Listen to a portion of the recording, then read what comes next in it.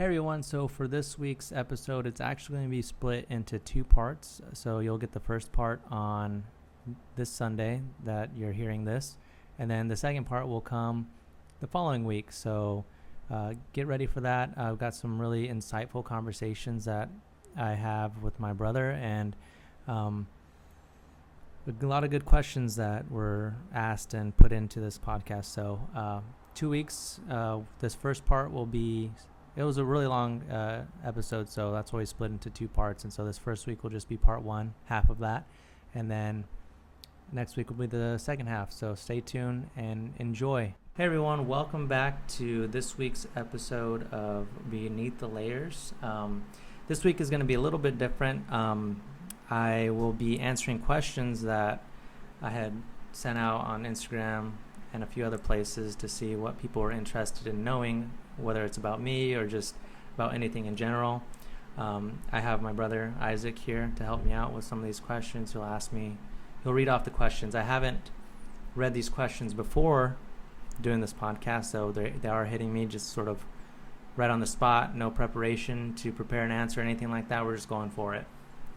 Sounds good? Yep, sounds good. If you want to introduce yourself a little bit, just tell us a little bit about you. All right, well, my name is Isaac Lopez. I'm 20 years old. I live here with my brother in San Diego. And yeah, we're just going to be answering these questions. Sounds good. Well, first, let me just ask you, how's it been living in San Diego for you? I mean, I know for me it's been good, but what about for you? For me, I say it's been pretty good. The weather changes a lot better. I like it. Okay, well, that's good. I'm glad. You wouldn't want to go back to Riverside in that hot weather? I don't plan on going back. Yeah. Okay. Well, I guess we can start with the questions. What's the first one? All right. So what inspired you to do a podcast? Okay. Good question. I feel like this is probably one that people tend to ask me when I tell them that I have a podcast in general. So I will answer it. Honestly, I think what really motivated me the most to start a podcast is that, one, I've heard it from a few people, saying that I should start one and that I would be really good at it because of, I guess, the way that I talk about certain things. I'm not entirely too sure. But I figured, enough people told me, so I said, you know what, why not just give it a shot and see how it goes? And so I thought about it for a little while of how I would even approach starting a podcast or what I want it to be about, things like that. And so I ultimately came to the conclusion that I really just wanted to start it to kind of just open up the way that not only I think about certain things or certain situations that people go through, on whether it's an everyday sort of thing or an every once in a while sort of thing, but also the people that I talk with. I want to see what their perspective on things are and sort of dig into how they approach certain situations, and we can see how much that differs or doesn't differ, and maybe just that conversation can help people just with their own problems or with their own situations. And so hopefully it can just motivate whoever's listening to make a certain decision or make the right decision just based on whatever they're going through. And so that's part of the reason why I decided to go for it and start a podcast and just make it about that. So I think that's the main thing right now. Will it change over time? Maybe. I don't know. I feel like the more that I do it, the more I'll adjust to certain things. Maybe I'll ask more of a certain type of question, or maybe I'll talk about certain topics or certain situations, just depending on what it seems like the listeners respond the best to. So yeah. I've never listened to podcasts, or that was my type of thing or anything. But once you started doing podcasts, I found interest in it. I watched your podcasts, and you've been doing good. The way you people's perspectives, Yeah. and I appreciate you doing these podcasts. Yeah. Well, I'm glad you listen. I mean, as long as, honestly, as long as one person listens and as long as one person can take something from it, doesn't matter who it is. It could be you, it could be some stranger that never even met me or knew who I am, if they can take something from it, then I would consider this to be a success, because I don't really care to do this for popularity or anything like that. I just, whoever listens to it, if they can get something from it, I'm willing to put in the time that I do to do this podcast. So, I mean, if somebody can take something from it, then that's what I think is most important. That's what I base the success on this of. So, yeah. Cool. I'm glad you listened. Yeah. All right. So we're going to move on to the next question. It's going to be, how do you think this podcast will help you and not just the people listening? It's a good question, actually. It follows just kind of what we were talking about. For me, I think, honestly, the coolest part about it is just getting to know the person a little bit deeper than on surface level when I talk to them, because it seems like, for the most part, whenever I'm recording a podcast with somebody, there's always that layer underneath the surface that tends to come out, and that's why I decided to name it Beneath the Layers in the first place, because I figured, once we start having a conversation like this, or where we can just sort of ask the deeper questions. You don't usually ask the deeper questions when you're just casually hanging out with somebody or casually talking to somebody, and so it's very interesting to just kind of get to know people on a deeper level, and I think it just helps me connect with people. And honestly, for me, growing up, I was pretty much more on the quiet end of things, and didn't really talk to people, mostly because I didn't know what to say to them, or I didn't want to say something wrong or have them look at me like I had no idea what I was talking about and stuff like that. But just over time, you just realize that it doesn't really matter. Like, people, on the most part, really want to hear what you have to say, and so for me, it's just like, it's helped me be able to connect with people a little bit better, and the more I connect with people, the more I can dig deeper, and so for me, it's just been really helpful in that way. I feel like with each podcast that goes by, that I'm able to ask, I wouldn't say like more interesting questions. I feel like all the questions that I ask are interesting, at least to me, and so I can just kind of ask questions that can be a little bit more insightful, or get a little bit better of a response from the other person, So, I mean, I guess that's what I would say. It's helped me personally, just doing this podcast. So, yeah. All right. Well,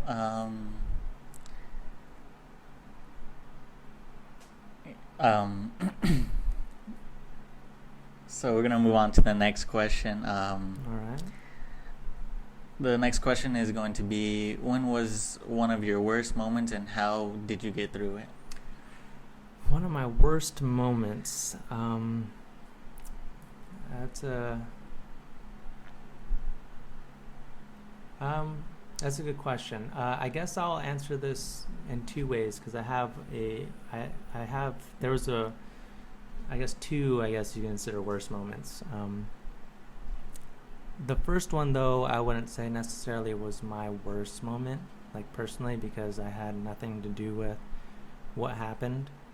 But when I was about 8 or 9 years old, 10 years old, my parents, they ended up getting a divorce. Our parents, our parents ended up getting a divorce, and I remember that it was very, very hard on me in particular, because I was sort of at the age where I knew I knew what was going on. Really, I just knew everything that I saw.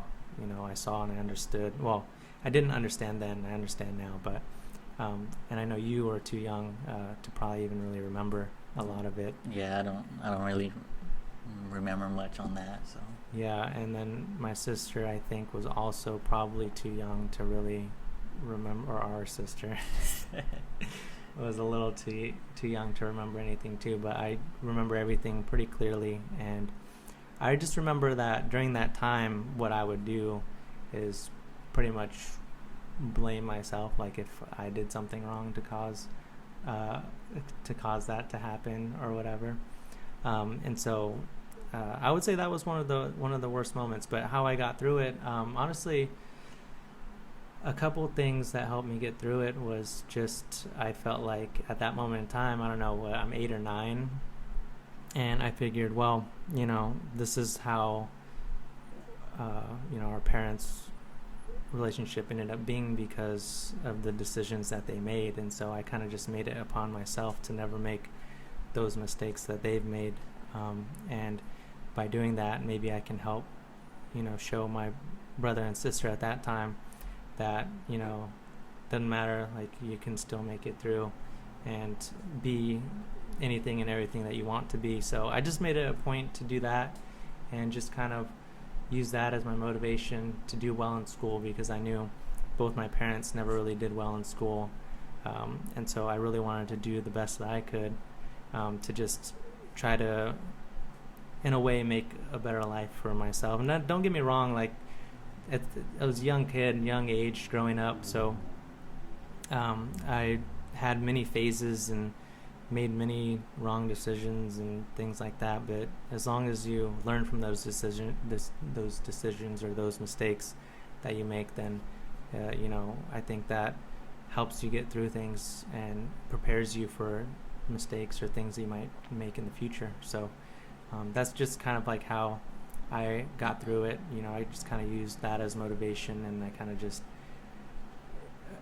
to put it harshly, didn't want to be like either one of my parents at that time, because I remember the decisions and the things that they did and how I felt because of it, and I didn't want to feel that way anymore. So I didn't want to make those decisions that would make me feel that way, and so I just kind of led away from that. And I think for a while it probably led to me not really having a close relationship with any of our parents. So my mom or my dad, don't really feel like, and you probably feel the same way, because that's just the kind of people that they are. They're not really the type of people to ask you or really sit you down and talk with you about certain things, or have a conversation with you about stuff.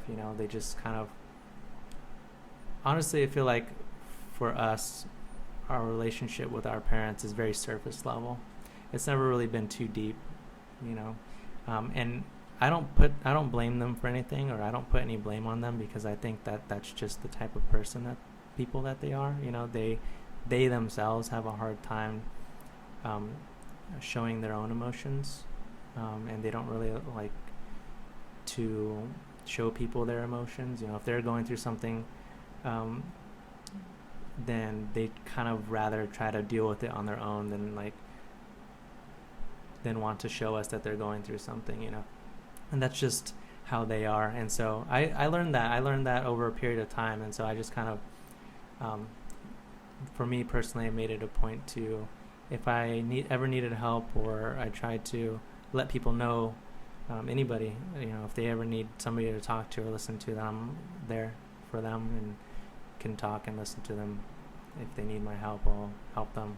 And I'm really not a judgmental person, so it makes that a lot easier and comfortable for people to talk to me in particular. Yeah, you try to understand them and what, their perspective on things. Exactly, their perspective on things. And I think that's what makes me pretty good at doing these podcasts sort of thing as well, is being able to connect with people. And a lot of people don't like to talk to others because, again, they feel like they're going to be judged. They feel like you're going to tell them, like, oh, you're doing this wrong, or you shouldn't be doing it this way, you should be doing it that way, sort of thing, without understanding first why they're even making those decisions, and then helping them through that first, and then maybe guiding them a little bit on what direction might help better or what might not be better, So, I guess that was one of the worst moments. The other one, not so much on the personal level, a little bit more, it's a little bit, it's still personal, I guess, but it's not that deep, is when I was in school, my junior year of high school. I was, again, I wanted to do good in school. I wanted to go to college and all that. And I senior year, beginning of the senior year, like into junior year was fine. Like that's when I was like, I finally decided that I'm gonna go to college. I'm gonna, go and study something. And then senior year, like the beginning of it, I don't know, I guess it's senioritis or something, but my grades started slipping, and I was feeling pretty terrible because I was like, man, now I'm never gonna make it. I'm never gonna go to college, and everything that I wanted to show, people. My brother, my sister, that they can, go to college too, and like do all this stuff, or do whatever they want. I was really worried about that, and so actually, once I think it was the first report card, I had like C's, and like I was failing a class, I think, and I was really upset about it. And so the rest of the year, I just sort of picked it up. And I finished off strong, and I ended up going, getting accepted to college, and ended up going there. But during that time, that feeling of just being like, oh, am I about to fail, was pretty terrible. And I just got through it by just remembering what I wanted to accomplish, and just went for that. It's kind of like playing a sport. When you don't often want to go to practice, but the more you practice, the better you get, and that's just kind of the way it is with everything. So, yeah, pretty long answer, but good question. Yeah, I'm gonna go ahead and answer this. Just one of my worst moments. Okay. One of my worst moments. I was 16, I believe, and I actually got into a car accident. It was just an ordinary day. I was actually going to the gym, and I dropped off my mom at work, and I was driving, and so there was a tree in front of me, and then the light was behind the tree, so I looked at the radio, and then the tree was right there, so I wasn't able to see the red light. So I actually ran the red light, not on purpose, accidentally, and I actually hit another car, so I got into an accident. And the way I got through it, it was hard for me because I was young, and I didn't have my license at the time. But tomorrow, there's always going to be a tomorrow, so that's the way I always looked at it.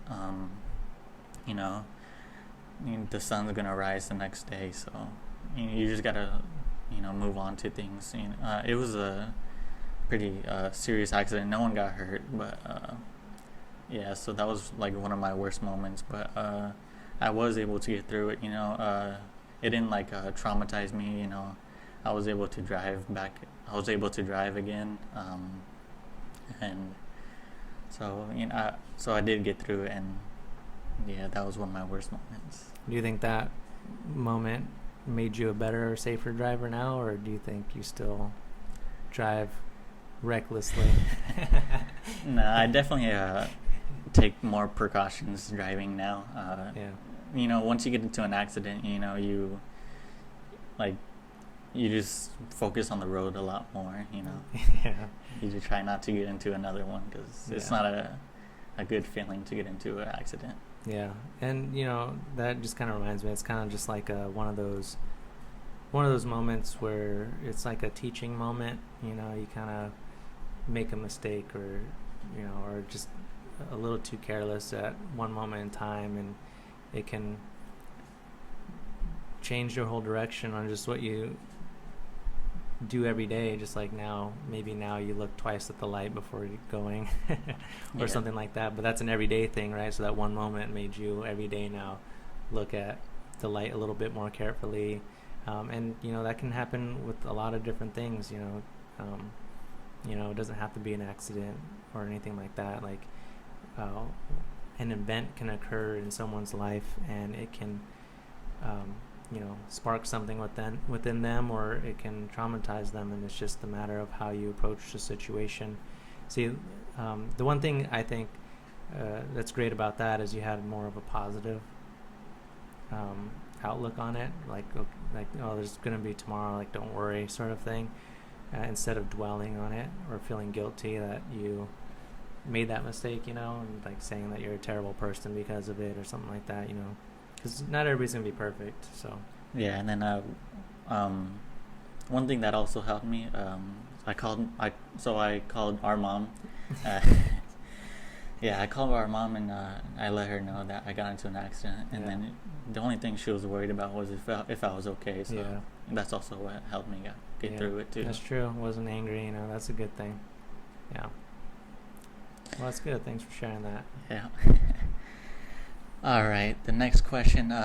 In your field of study, what has been the most challenging part about it? My field of study. So, okay. For those of you that don't know, my field of study, I am in, I guess technically I'm a scientist. I studied biology. And I have a master's in biology, bachelor's and a master's in biology. So within the field, the thing that happens quite frequently is that it's always changing. There's always a lot of studies that are newer studies that are coming out that reveal something about the field, whether it's something in particular. The thing about biology is that it's very broad. So right now, currently, I work mostly with like doing cell culture work or sort of assay developments or functional assays, things like that. And biology just covers the study of life, so you can study a bunch of different things. Bacteria, viruses, animals, it covers the plants even. It covers all of that. So during school and everything, you learn about a lot of a variety, but when you start working and when you start doing research, your research is going to be in a particular field or area. It's going to be in a particular spot. And so I've been working a lot with stem cells within the past 5 years, since 2017, really. So 4 years. And that's been great, but the field is moving rather quickly. A lot of stuff or information and studies come out about it, and so it's always changing. So you always got to keep up with it, and you always have to know what's out there, what's new, what is everybody studying, because you want to keep up with it and make sure you're on top of it.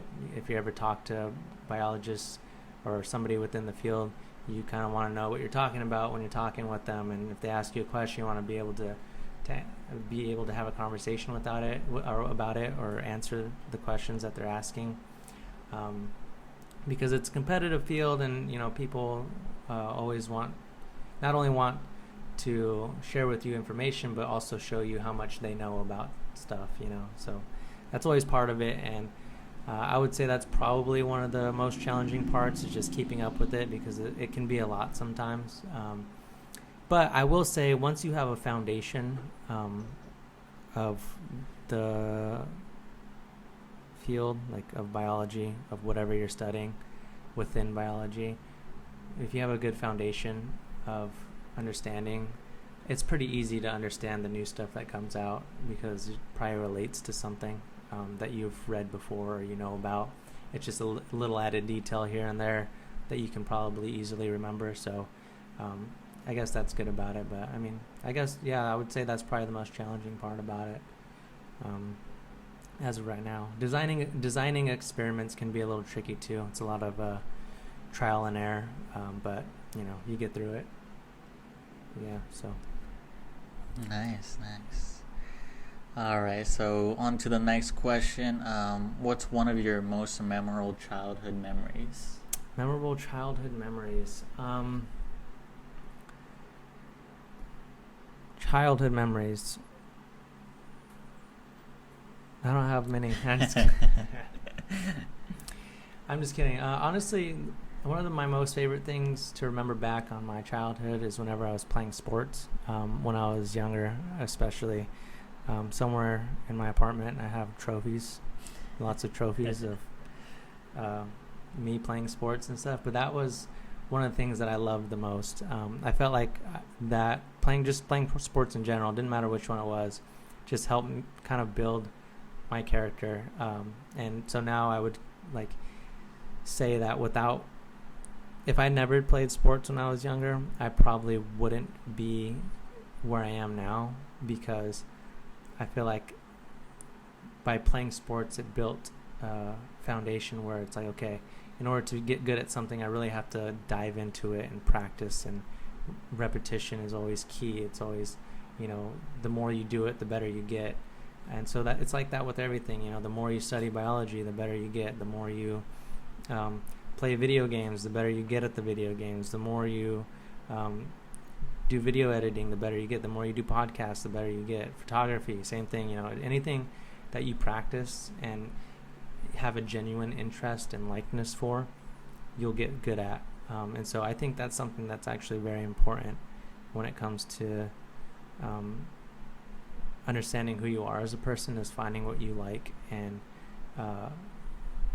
just going for it, no matter if it's something that is going to make you $1 million, if it's something that's going to make you $10, it doesn't matter. As long as you like it and you enjoy doing it, then I say you go for it, you practice it, and eventually if you practice it enough, if you enjoy doing it, it's not going to upset you, or you're not going to get frustrated, you're not going to want to quit because you enjoy doing it. So when you have those bad moments, it's just a bad moment, you're not going to quit because of it. And eventually you'll become a master, and if you're the master at anything, you'll be successful and wealthy. I mean, think about it this way, even when it comes to video games, those people who practice video games day in and day out, put in all those hours to play, make hundreds and thousands of dollars because they play competitively in competitions and doing things like that. And so it's like, it doesn't matter what it is. It can be an artist, you paint over and over again. People will buy your art for thousands and thousands of dollars. So it doesn't matter how minuscule your idea or the thing that you like is. If you become a master at that thing, you'll be very successful in doing that thing, no matter what it is, I think. So anyway, that's what's been most memorable as a child, is just playing those sports. Something very simple, but I think that's, when I think back, that's what I remember most. And not even, I just love playing it at any time. Even pickup games with my friends at the park or whatever, those were probably even the most fun because, just out there having fun, throwing a ball around or shooting hoops or whatever. So yeah, I would say that probably. I'm going to share one of my most memorable childhood moments. This one's very clear to me because it's it was the most fun I probably had in my childhood. Back in my neighborhood, we used to have a bunch of my friends. We also live in the same neighborhood. We all lived close to each other, so after school or on the weekends, we would always hang out in our neighborhood. And one of the most memorable things was we were all riding our bikes, and one of our friends had a ramp, and we would jump our bikes with the ramp. And so it was me. I was riding a bike. We put the ramp towards the grass area so we could jump onto the grass with the bike. And I actually went over the ramp, and I didn't quite make it onto my front tire made it onto the grass, but my back tire hit the curb, so it made a big pop sound. So and then all my friends ran, and we were all laughing. So that was a fun day, and that was the most clear thing I could remember. Your friends ran? Yeah, so they all ran from the pop. Oh, yeah. Okay, that's funny. That sounds pretty fun. I've never done that before, actually. I don't think I've jumped off a ramp with a bike. Sounds cool, though. Yeah, it was pretty fun. I should probably do it. I should build one in the front. Gotta get a bike first. That's true. I don't have a bike. That's pretty cool. Yeah. Yeah. All right. So, next question. What are your thoughts about the current situation regarding the vaccine? And I actually like this question because I'm not really caught up with the vaccine or anything, and I'm pretty. You probably know a lot more than me, so getting your perspective on the vaccine would be. Yeah. Yeah. Of course. So I guess it's a tricky question because especially right now, there's a lot of people who are against it, a lot of people for it, and the thing about the vaccine is that, or about the current situation regarding the vaccine right now, is that there's a lot of misinformation out there. Now, when I say that, I really mean that people who whether they're for the vaccine or not for the vaccine, wherever the case might be. It doesn't really matter. A lot of people are getting their information from the news or newspaper or news articles and things like that, and that's actually really cool or fine if you want to get sort of surface level information, but it doesn't really tell you much about the vaccine itself or anything like that. You'll hear a bunch of stats being thrown out on a news, and you know what, you watch CNN or you watch Fox and it'll be a different stat that they throw at you. It's never the same. It's probably never the same one, or whatever the case might be. And when it comes to that, I think that that is primarily considered a secondary source, because the news article or the newspaper is getting that information from another source, and they're just trying to relay it in a certain way to their audience. And of course, the way that they relay it, the way that they put their information out is going to be for their audience, what their audience is supposed to be. And so if you really want to know, if you are really interested in knowing about the vaccine and not just one of these people who are against it or for it, and so you just find whatever is useful for you to put out there as like fact. So I would really consider you to go to a primary source, and a primary source is a article that is a study that's put out by a university that's studying the vaccine in particular, or COVID-19 in particular, and the effects of the vaccine on the on their the people, I guess, that they're doing the vaccine with, or that they gather from that they gather information from people who've taken the vaccine, and then they do their study that way. Because you'll see the data. They have to put the data that they get onto this paper, and they'll show it to you in a graph form. They'll give it to you in writing. They'll give it to you in a table. And these people are the ones that are doing the experiments or doing the study, and giving you the information from that study. And so a lot of these news articles or news coverage will take just bits and pieces from those articles that fits their narrative, and then put that out to the public, and then the public will just eat it up, and say, oh, the vaccine's bad because it killed this number of people, or these number of people have had a reaction to it. But that doesn't necessarily really tell you the whole story. And so you really need to get to those primary sources and not really listen to the secondary sources or the news, because the news is really trying to get you to believe something that fits their audience, or what their audience, or they know their audience is going to eat up, really. It doesn't matter what side you're on. Again, like if you're against it, if you're for it, whatever, that doesn't really matter. All I know is that there's a lot of misinformation out there, about everything. But I will tell you exactly how the vaccine works. In this case, the COVID vaccine is an mRNA vaccine. And so what that basically is the vaccine that gets injected into you acts as a template for your body to fight against the virus. So think about it this way. If you were to not get the vaccine, and let's say you get COVID, or somehow you get COVID, the virus has this little spike protein that's on the surface of it, and it uses those spikes to attach to your cells and then insert itself into your cell, and it starts to replicate, and when it does that, it kills your cell. And then when it kills enough of your cells, that's when you start to feel sick, or that's when you start to have the bigger issues. Okay, so that's like a really quick overview of how the virus itself works. Now, you won't really feel that you are sick or that you are infected with COVID-19, or actually any virus, until it reaches a certain threshold. Basically, if it kills a certain number of cells, or if you have a certain number of viral particles within your system, that's when you'll start to feel it. And that's because your body finally recognizes the virus, and then is able to fight against it.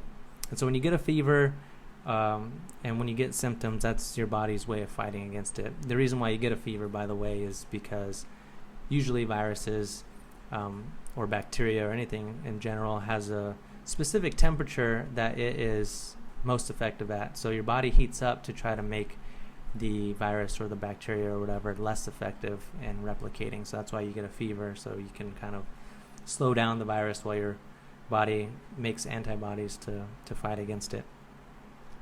And so what the vaccine does is it basically get a template of what the virus is, or what the virus or the viral particles basically, and your body is able to fight against it before you even have the virus. So when the virus actually does infect you, let's say if you were to have the vaccine and then you somehow get infected with the virus, well, your body doesn't spend any time trying to figure out what the virus is because it already knows. It's like it can see that spike protein and it can just be like, oh, well, this is what this is. Let's just go kill it. And so the virus isn't able to replicate itself to where you start feeling sick or you get a fever or anything like that. Sometimes it can because, again, everybody's bodies, just how everybody is different as an individual when it comes to their personalities, the way they think, the way they do this. So is the response when it comes to fighting an infection. Some people are a lot quicker at it. Some people are a little bit slower. That's why when you get older, you're a little bit slower when it comes to healing because your body's just trying to catch up a little bit. But if you maintain a healthy diet and exercise, then you can still maintain a high level of fight against foreign objects when it comes to your body and things like that.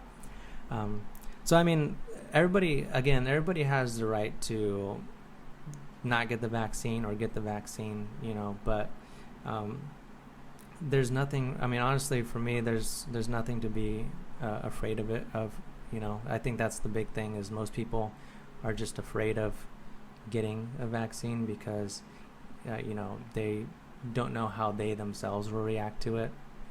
Even though they say, most people or 95% of people or whoever get it are fine, they don't want to be that 5% or whatever the case might be, or they don't want to believe the government. Honestly, if I'm being honest, a lot of the people who decide not to get the vaccine is mostly because people are telling them to get the vaccine and they just want to be rebellious against it, because if they really cared, then they would go and do that research with the primary information rather than getting all of it from social media or the news or whatever the case might be, and so again, they can decide to get it, to not get it. If they do end up getting coronavirus, then they'll just have to take a little bit longer when it comes to fighting against it. The real situation though is that people are dying from it, and so that's why it's highly encouraged that you do get the vaccine, because if you do, you're just less likely to pass it on to someone else. Also wearing masks, I'm gonna be honest with you, the whole mask thing is actually, the entire time that the mask mandate was as part of you have to, wherever you go, you have to wear a mask sort of thing. I never got sick the whole time. Didn't get sick one time. And I usually get sick throughout the year, at least a couple of times. Especially around Christmas time is when I would get sick, when it gets a little colder or whatever. Yeah. Flu season or whatever the case might be. So, and I didn't get sick the entire time. So to me, that just shows that, at least wearing a mask, that stops, whether you believe it's coronavirus or not, it stopped me from getting sick. So I didn't get sick at all that whole time. So I mean, that's that. The whole situation is, I think, right now currently is just messed up because, again, there's a lot of misinformation out there, and there's not a lot of people who want to take the time to actually read into the studies that are being done throughout or all over the world, not just here in the U.S., but just all over the world in general. There's a lot of studies that are being done with the vaccine, and the FDA. At the beginning, the FDA approved it as emergency use because they found that it was effective enough, and people didn't have that many not a whole ton of people had reactions to it. I mean, that's with anything though. People who are highly allergic to things, that's because their immune system recognizes harmless, I guess, compounds when, again, they're harmless. They're not harmful. So that's like people that have a peanut allergy. That peanut oil or whatever compound it is that their body, when they eat a peanut, recognizes as being harmful when it's actually harmless. That's when they have those allergic reactions, so people are going to have, because everybody's immune system's different. But if the majority of people are able to get a vaccine and be okay with it, then I think that it isn't something that you should be afraid of. It's not something that anybody should be afraid of. I understand that a lot of people don't trust the government and don't trust people, but if you're going to, you just want to be consistent. Like if you trust the flu shot, for example, or you trust the measles, mumps, and rubella vaccinations and things like that the healthcare people say is safe and it's good for you to go, and then there's no reason why you shouldn't trust the COVID vaccine, because a lot of healthcare workers are for it for the most part. Not everybody's going to be for it. Even people within the healthcare system aren't going to be for it. It's kind of like a majority minority thing, sort of thing. But the most of the consensus is that the vaccine is safe and it's effective. So, I just think that everybody should take their time to do some research, but primary research when it comes to looking into the COVID vaccine. Don't listen to any of these news outlets. Don't listen to the newspapers or things that you see online, on Facebook, Instagram, Twitter, or whatever. I don't really pay attention to any of that. I mostly do my own research. And I got the vaccine back in February, something like that, a long time ago. Been fine. Haven't had any issues whatsoever. So, whatever. It's better to be safe than sorry. That's what I say, So, better to be a little bit protected than not protected at all. Yeah. All right. Well, thank you for that perspective on the vaccine. One quick thing, I would really be interested actually in talking with somebody who's really against it, because I just want to hear where they come from as well. I don't want to, just say that it's a good thing and everybody should do it, but I also want to understand where people come from when they're really against it, So I would, if anybody out there that's listening and they're completely against the vaccine or whatever the case might be, it'd be really cool to talk with, have a conversation, and just get your perspective on, why you are against it, and just have a conversation. I like those kind of conversations. So it's cool. It's insightful for me. So next question. All right, next question. How do you deal with confrontational situations or situations when you get angry? Okay, that's a good question. Honestly, it takes a lot for me to get angry. It does. It really does. So, of course, there's moments of time where you get frustrated or anything like that, but I don't think I really ever feel like real anger, like legit anger. But when it comes to a confrontational situation, I feel like I'm actually pretty good at that, because overall, I think I kind of have a calm demeanor. So because I don't overreact or escalate a situation, because I'm so calm whenever somebody is confrontational to me, it kind of helps de-escalate the situation almost right away, I feel like.